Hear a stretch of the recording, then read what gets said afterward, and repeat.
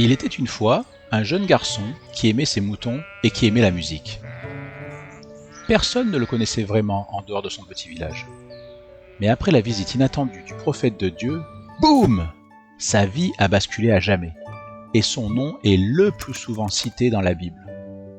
Voici l'histoire de David.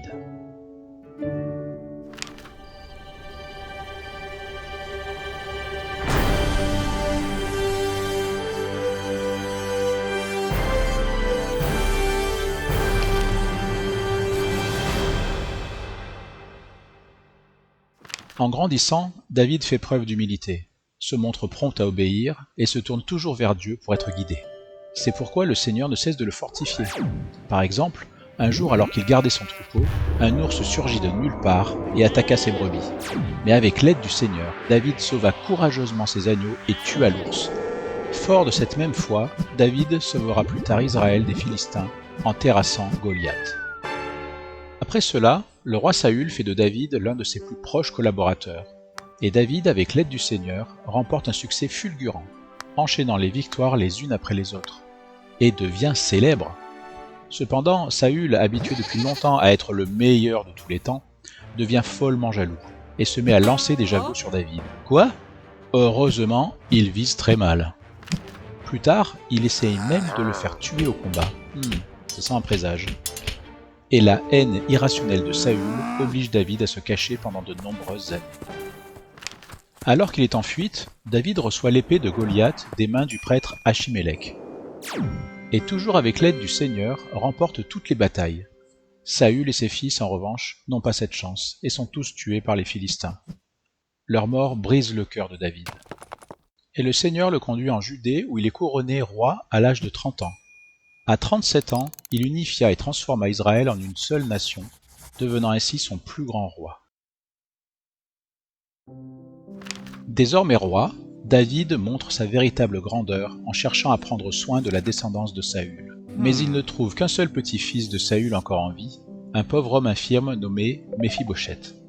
Méphibosheth ne peut donc pas marcher car il avait eu ses 2 pieds cassés lorsqu'il était enfant, alors qu'il fuyait après la mort de Saül. Conduit devant le roi David, Méphibosheth se prosterne immédiatement, probablement craignant pour sa vie. Mais David lui dit de ne pas s'inquiéter, en expliquant « Je te rends tout ce qui appartenait à Saül. Oh, et j'aimerais que tu manges toujours à ma table. » Complètement abasourdi, Méphibosheth balbutie « Pourquoi moi ? Un bon à rien comme moi ?» Mais David se moque que Méphibosheth soit considéré comme l'un des plus humbles. Et il l'aime comme il aimait Saül et Jonathan. Après tout, n'était-il pas lui-même, autrefois, un humble berger ? Et David devint puissant, et le Seigneur était avec lui, tant qu'il se tournait toujours vers le Seigneur. Ne serait-ce pas bien de s'arrêter là ? Mais oui, bien sûr. Malheureusement, il arriva un moment où David n'accompagna pas son armée au combat, et se retrouva dans une situation compromettante. En se promenant sur le toit de son immense palais, il jeta un regard vers le bas et aperçut Bathsheba en train de prendre son bain. Bon, on ne sait pas combien de temps David a lutté pour garder les yeux fixés vers le ciel, mais à ce moment-là, ses défenses tombent, et il la poursuit et pêche contre Dieu. Pire encore, au lieu de lever immédiatement les yeux vers le ciel pour demander pardon à Dieu et obtenir sa grâce divine, il tente désespérément de réparer secrètement son erreur en envoyant Uri, le mari de Bathsheba, au combat, pour qu'il y soit tué. Et une fois Uri mort, David épouse Bathsheba. David, en poussant peut-être un soupir de soulagement mêlé d'inquiétude et pensant avoir berné tout le monde, accueille joyeusement le prophète Nathan, venu lui rendre visite. Et le prophète se met alors à lui raconter une histoire triste, mais vraie, celle de 2 hommes, l'un riche, l'autre pauvre. Nathan dit « Le riche possédait des troupeaux immenses, mais le pauvre n'avait qu'un seul petit agneau qu'il avait élevé en même temps que ses enfants, qui mangeait dans son assiette, buvait dans sa tasse, et s'endormait même parfois adorablement sur sa poitrine. Trop mignon !» Mais un soir, le riche reçut un voyageur pour dîner, et au lieu de prendre un agneau de son propre troupeau, il prit celui du pauvre et le tua. Furieux, David s'écrie « Ce riche doit payer !»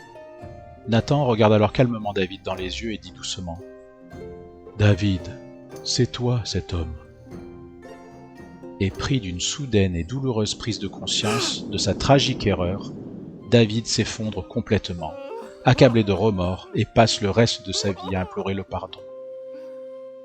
Or, bien qu'il ait perdu des bénédictions et une protection extraordinaire pour avoir rompu son alliance avec Dieu, la vie de David n'était pas terminée, et le Seigneur ne l'avait pas complètement abandonné. Au contraire, David collabora avec Nathan pour qu'il l'aide à reconnaître ses péchés et à se repentir, tout comme Dieu met sur notre route des dirigeants bienveillants pour nous aider dans des moments de plus profonds regrets, de remords et de désespoir. La prochaine fois, nous ferons connaissance du fils du roi David, le plus sage des sages, le célèbre roi Salomon.